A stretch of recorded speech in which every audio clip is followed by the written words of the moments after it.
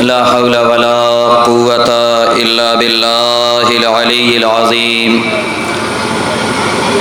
حسبنا الله ونعم الوكيل نعم المولى ونعم النصير اعوذ باللہ من الشیطان اللعین الرجیم بسم اللہ الرحمن الرحیم الحمد للہ رب العالمین والصلاة والسلام علی اشرف الانبیاء والمرسلین سیدنا و نبینا و شفیعنا مولانا ابی القاسم محمد صلی علی محمد وآلِ محمد وآلہ الطیبین الطاہرین المعصومین المظلومین ولعنۃ اللہ علی اعدائہم اجمعین من الآن إلى قیام یوم الدین اما بعد فقط قال امامنا الحسین علیہ الصلاۃ والسلام مثلی لا یبایع مثلہ.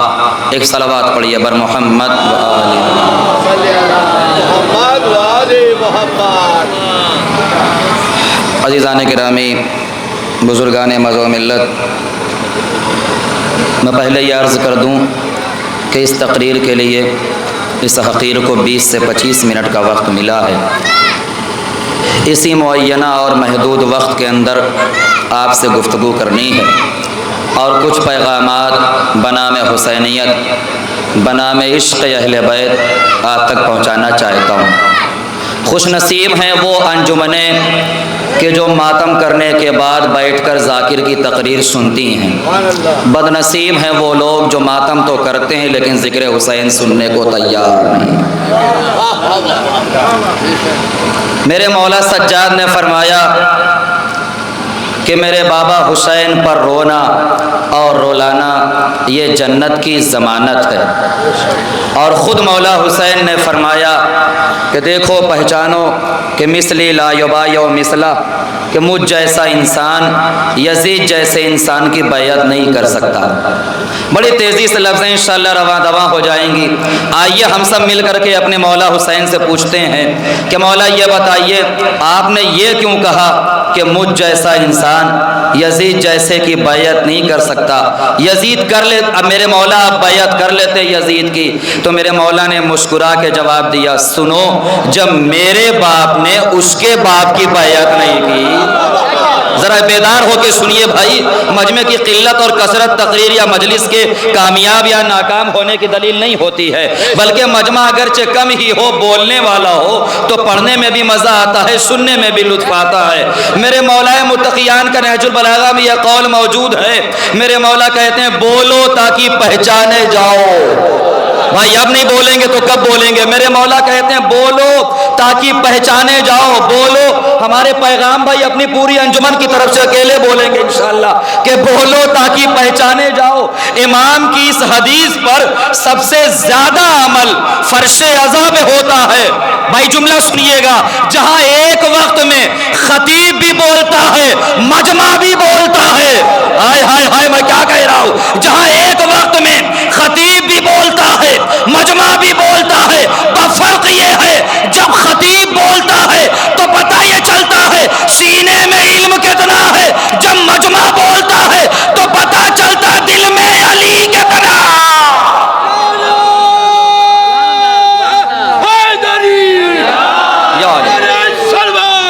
اللہم صلی علی محمد. توجہ ہے بھائی، ملاحظہ فرمائیے مل کے. لبیک یا حسین، لبیک یا زہرا، لبیک یا زہرا، لبیک یا غازی، لبیک یا غازی، لبیک یا مہدی، لبیک یا مہدی. نعرہ حیدری،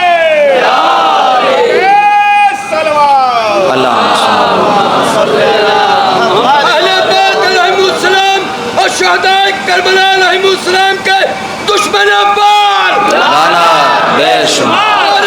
نعرہ حیدری، نعرہ صلوات. اللہم صلی علی محمد وآلِ محمد. ہماتن گوش ہے یہاں بہت اچھا سن رہے ہیں آپ حضرات کی توجہات کا، میں بہت بہت شکریہ ادا کرتا ہوں۔ میرے بھائی نے لبیک یا حسین کا نعرہ لگایا تو میں ایک زندہ اور جاوید اور نیا پیغام لبیک یا حسین کے نام پہ دے کے جا رہا ہوں۔ انشاءاللہ مجمع مجھے دعاؤں میں یاد رکھیے گا، اتنا یاد رکھیے گا، ساری کائنات جس کے نام پہ لبیک کا نعرہ لگائے اسے حسین کہتے ہیں، اور حسین جس کے نام پہ لبیک یا زینب کا نعرہ لگائے اسے زینب کہتے ہیں۔ میں جملہ میں نے پڑھا میرے بھائی، ساری دنیا لبیک یا حسین کہتی ہے مگر میرا مولا حسین لبیک یا زینب کہتا ہے۔ توجہ ہے؟ اب آپ محسوس کریے گا، لبیک یا مہدی کا نعرہ کوئی معمولی نعرہ نہیں ہے۔ یہ میں آج کے نوجوانوں سے مخاطب ہوں اور یہ جملہ کہنا چاہتا ہوں کہ دیکھیں، آپ جب لبیک یا حسین کا نعرہ لگائیں تو لبیک یا مہدی کا نعرہ ضرور لگایا کریے، اس لیے کہ اوروں کا امام تھا، ہمارا امام ہے۔ ہائے ہائے ہائے کیا مجمع ہے ماشاءاللہ، اوروں کا امام تھا، ہمارا امام ہے۔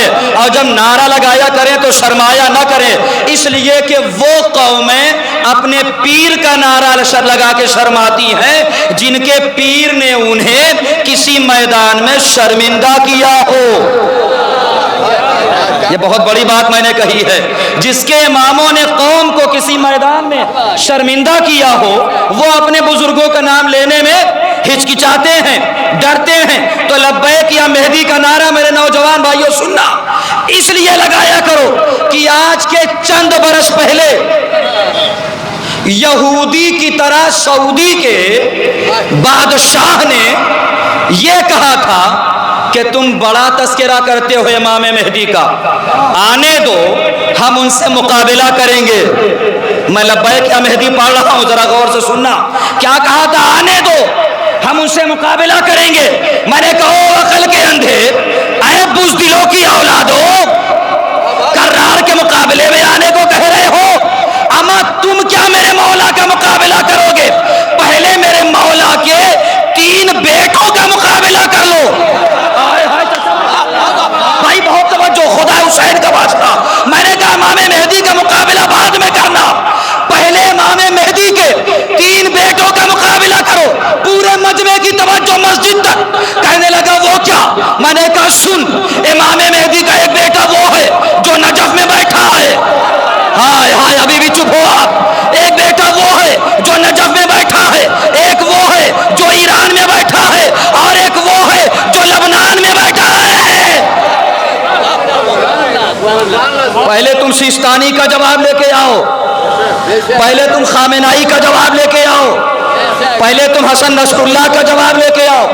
اما میرے سامنے نوجوان بیٹھے ہوئے ہیں، بزرگان، بوڑھے، ضعیف افراد یہ بیٹھے ہوئے ہیں۔ جدا مجھے ایک بات یہ بتائیے، میں آپ سے متوجہ ہوں، سبھی بزرگان سے، خوبصورتی کی عمر کیا ہوتی ہے؟ سوال اچھا ہے کہ نہیں؟ خوبصورتی کی عمر کیا ہوتی ہے؟ تو جو میں نے پڑھا وہ بتا رہا ہوں، تجربہ آپ کا ہے۔ بچپنے سے لے کے میرے بھائی 40 سال تک انسان کی خوبصورتی بڑھتی ہے۔ میں کچھ کہنا چاہتا ہوں بھائی، میں آیت اللہ خامنائی کی شان پڑھ رہا ہوں، میرے سامنے ہو یہی رہنا۔ 0 سے لے کر کے 40 سال تک انسان کی خوبصورتی بڑھتی ہے، اس کے بعد دھیرے دھیرے گھٹنی شروع ہو جاتی ہے۔ چلو تمہیں میں فوٹو دکھاتا ہوں آیت اللہ خامنائی کی بچپنے کی، پھر جوانی کی دیکھو۔ ارے میں کیا کہہ رہا ہوں یار، ابھی بھی نہیں سمجھے؟ پھر 40 سال کی عمر کی دیکھو۔ اما وہ آج کی زندگی میں، آج کی عمر میں اتنے خوبصورت ہیں جتنے جوانی میں نہیں تھے۔ ہائے ہائے ہائے، جتنے جوانی میں نہیں تھے۔ یہ مطلب کیا ہے کہ جیسے جیسے آیت اللہ خامنائی کا دن بڑھ رہا ہے ویسے ویسے خوبصورت ہو رہے ہیں۔ تو عجب نہیں آواز آئے آیت اللہ خامنائی کی، میرے ذاکر میں تجھے یہی تو بتانا چاہتا ہوں کہ دیکھ، جب امام کے غلام کا یہ عالم ہے تو امام کا کیا عالم؟ جیو میرے بھائیو، توجہ ہے؟ یہ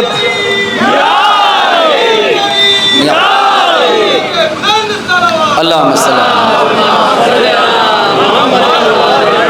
اس طرح کی باتیں پڑھی نہیں جاتی ہیں، خطبہ ڈرتے ہیں کہیں ویزے نہ بند ہو جائیں۔ کیا بات ہے؟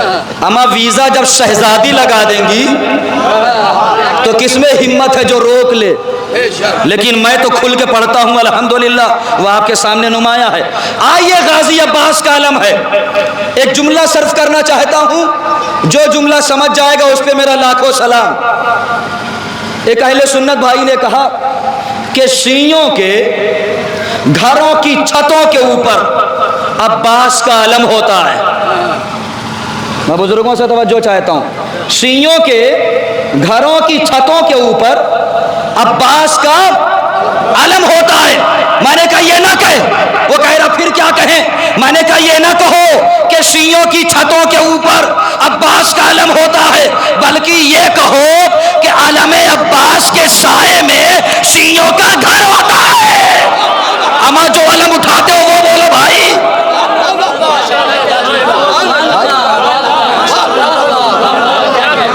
بہت شکریہ۔ علم عباس کے سائے میں شیعوں کا گھر ہوتا ہے، اور یہ اسی علم کا سایہ ہے کہ ہم محفوظ ہیں۔ میں ایک جگہ عشرہ پڑھنے گیا، وہاں سے مجھ سے کسی نے کہا مولانا بی بی فاطمہ کا ایک معجزہ پڑھ دیجئے۔ میں نے کہا معجزہ؟ کہنے لگے ہاں۔ میں نے کہا جب بات کہی دی تو سن لو، بی بی فاطمہ کا ایسا معجزہ پڑھوں گا، چیلنج کر رہا ہوں، نہ مجھ سے پہلے کسی نے پڑھا ہوگا اور نہ اس نہج پہ کوئی پڑھ پائے گا۔ بھائی آگے بیٹھے سمجھیے گا۔ کہنے لگے وہ کیا معجزہ ہے؟ میں نے کہا سنو، انوکھا معجزہ۔ کہنے لگے بسم اللہ۔ میں نے کہا سنو، کیا بی بی فاطمہ کا اس سے بڑا کوئی معجزہ ہوگا کہ دنیا کی تمام طاقتیں ایک ہو کر عزاداروں کو مٹانے پہ تلی ہے اور فاطمہ اکیلے بچانے پہ تلی ہے؟ حیدر حیدر حیدر حیدر حیدر، جیو میرے عزیزو۔ حیدر حیدر حیدری زندہ باد زندہ باد زندہ باد مردہ آباد مردہ آباد مردہ باد۔ لبیک یا حسین، لبیک یا حسین، لبیک یا حسین۔ بدوان محمد کو آواز بلند صلوات۔ مولا سلامت رکھیں۔ اما پوری دنیا، پورا زمانہ ہمیں مٹانے پہ تلا ہے، عزاداری مٹ جائے، عزادار مٹ جائیں، مگر تاریخ گواہ ہے ہمارے خون کا گارا بنایا گیا، ہمیں زندہ دیواروں میں چنایا گیا، ہمارے خون سے ہولی کھیلی گئی۔ نہ عزادار کل مٹے تھے، نہ آج مٹے ہیں، نہ قیامت تک مٹیں گے۔ وجہ کیا ہے؟ وجہ یہ ہے کہ عزاداروں کو مٹانے والا زمانہ ہے اور بچانے والا امام زمانہ، بچانے والا امام زمانہ ہے۔ آؤ بس ایک فقرہ پڑھتا ہوں فضائل کا اور اس کے بعد ربط مسائل۔ یہ عباس کا علم ہے کیا؟ میں ایک جملہ کہوں، کسی شاعر نے کہا تھا علم کسی نے کسی کو دیا تھا خیبر میں۔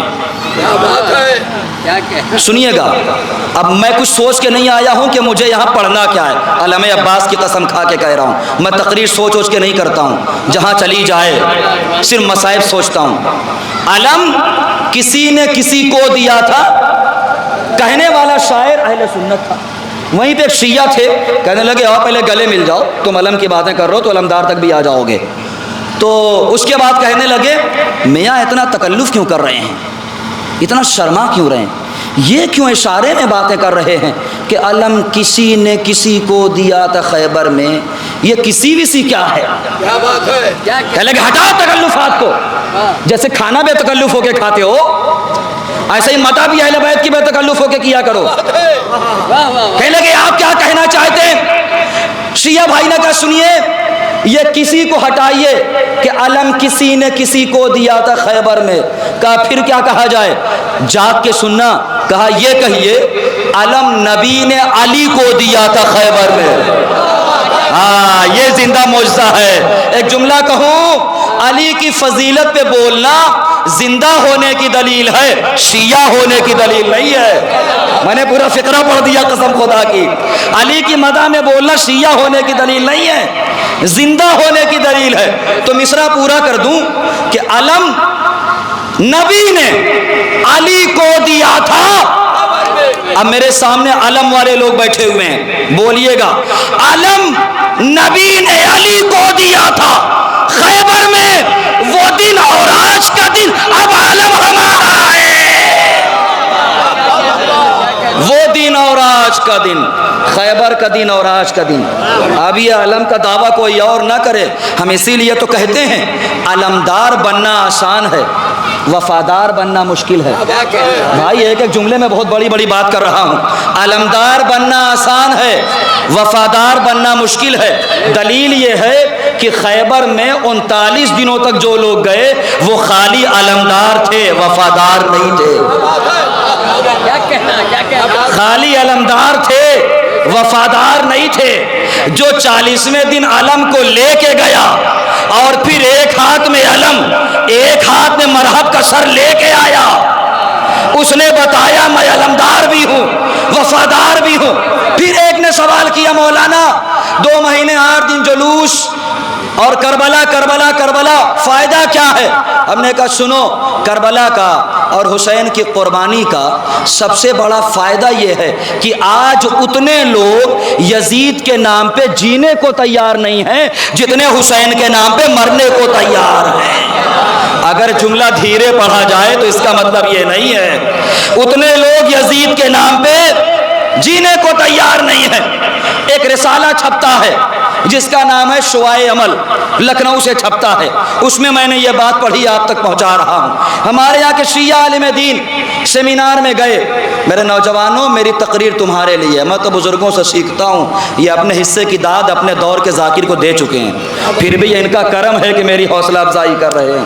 تو شعائع عمل رسالے میں یہ لکھا ہوا تھا، ہماری شیعہ قوم کا عالم جب سیمینار میں گیا تو آخر کے 2 منٹ بچے اور مغرب کا وقت بالکل قریب تھا، ان سے کہا گیا، عنوان دیا گیا، قبلہ یہ پڑھ دیں کہ اگر کربلا نہ ہوتی تو کیا ہوتا۔ اب یہ ممبر پہ گئے، سیمینار تھا، اسٹیج پہ گئے اور جا کے کہنے لگے عنوان بہت بڑا ہے، وقت بہت مختصر ہے، کہا کہ آپ پر بھروسہ ہے کہ آپ پورا حق ادا کریں گے۔ کہنے لگے جب سننا ہی چاہتے ہو تو سن لو، آخری جملہ ہے فضائل کا، جیسے چاہیے گا سنیے گا۔ میں کربلا پڑھ رہا ہوں اور تم خاک پہ بیٹھے ہو، جو کھڑے ہیں وہ بھی سننے کا حق ادا کریں گے۔ بات پہنچ جائے گی تو ہاتھوں کو اٹھا کے بتانا، زبان کو کھول کے بتانا کہ ہم سمجھ گئے ہیں۔ توجہ ہے، کیا سوال تھا؟ اگر کربلا نہ ہوتی، ذرا بولیں، اگر کربلا نہ ہوتی تو کیا ہوتا؟ یہ اسٹیج پہ گئے، جا کے کہنے لگے سنو، اگر کربلا نہ ہوتی تو جمعے کی نماز بدھ کو پڑھائی جاتی۔ ہو گئی تقریر۔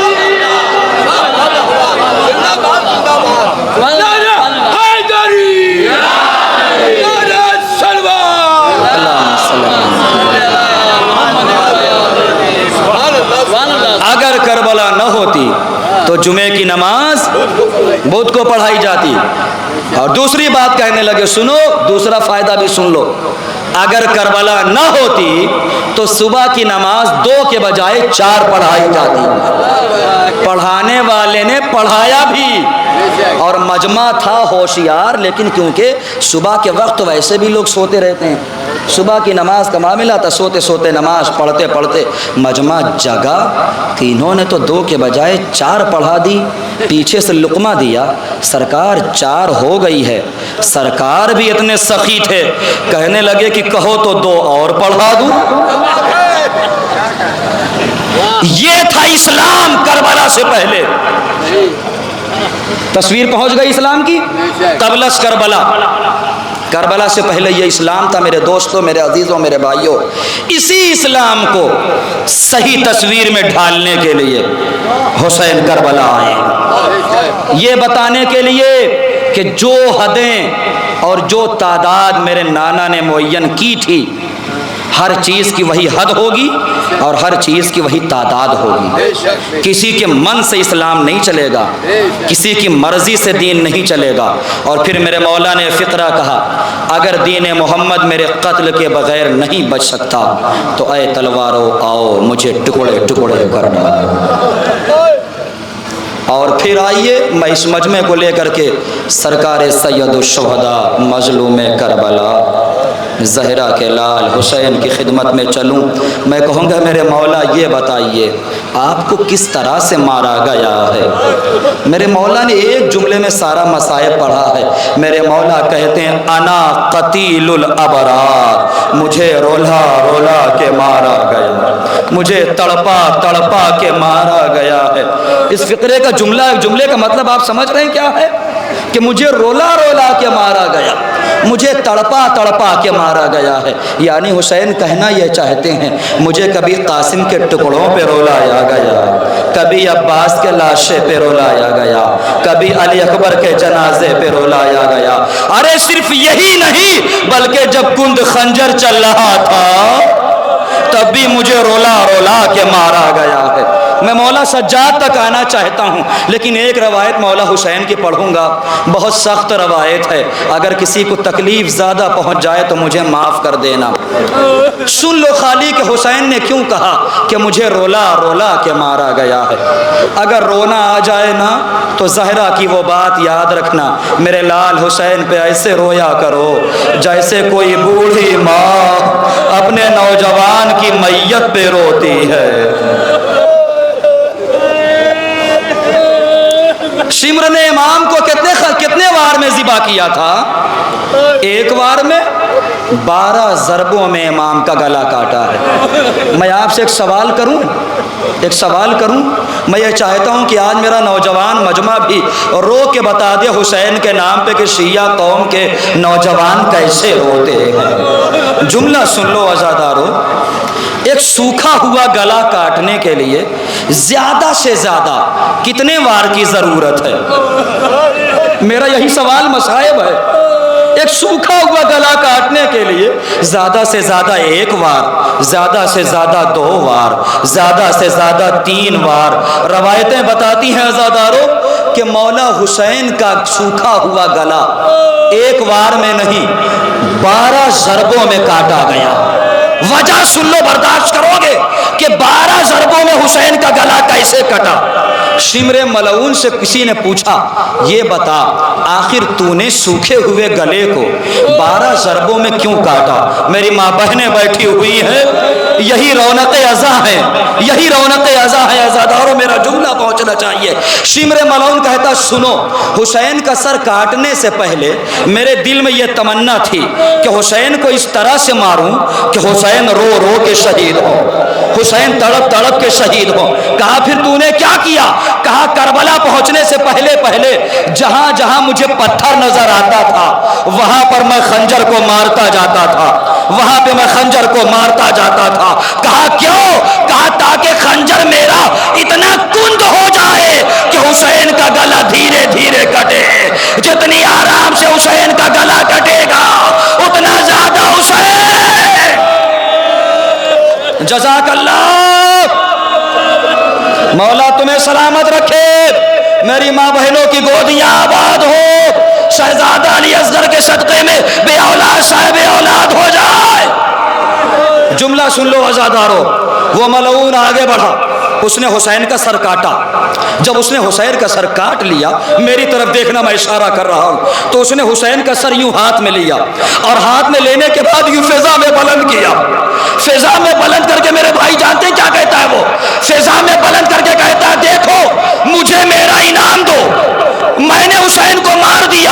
ایک ظالم آگے بڑھا, آگے بڑھ کے کہتا شمر یہ تو بتا تو نے حسین کا تو سر کاٹ لیا, اب یہ تیرا ہاتھ لرز کیوں رہا ہے, یہ تیرا ہاتھ کانپ کیوں رہا ہے, یہ تیرے ہاتھ میں لرزہ کیوں ہے؟ وہ کہتا سنو میں نے حسین کا سر تو کاٹ لیا لیکن جب میں حسین کا سر کاٹ رہا تھا ایک نقاب پوش بی بی ہاتھوں کو جوڑ کے بار بار بہن اے شیب نہ مار, میں نے بچے کو چکیاں پیس.